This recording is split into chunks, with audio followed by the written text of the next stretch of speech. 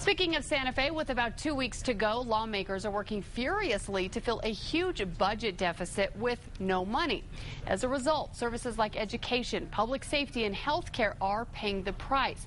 But a group of legislators is offering up another solution. News 13's Katie Kim has details from the Roundhouse. Senate Bill 1 could provide a much-needed lifeline. It proposes a state borrow from its $14 billion permanent fund to balance the budget this year. Now the money in that fund comes from royalties from minerals and other natural resources. Paul Minogue works in the Senate Majority Office and is one of the masterminds behind the proposal. He says if passed, the bill would allow the state to borrow up to $300 million from the permanent fund to shore up the spending plan. This year, the state has a deficit between $200 and $400 million. Under this proposal, the borrowed money must be paid back with interest within 5 years.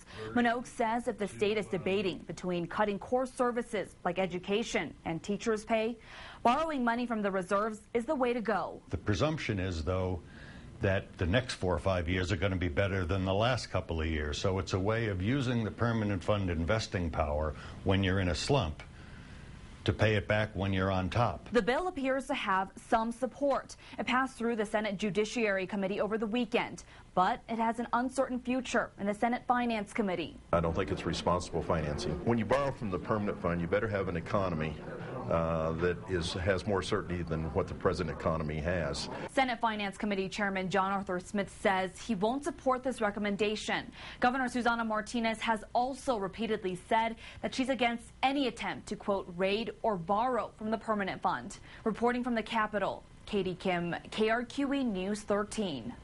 Speaking of the budget, a major component to balancing the plan has just cleared the House. Representatives approved a measure that would require public employees to pay more into their pensions. Senator John Arthur Smith says the increased contribution makes up about $100 million. The bill now moves to the Senate.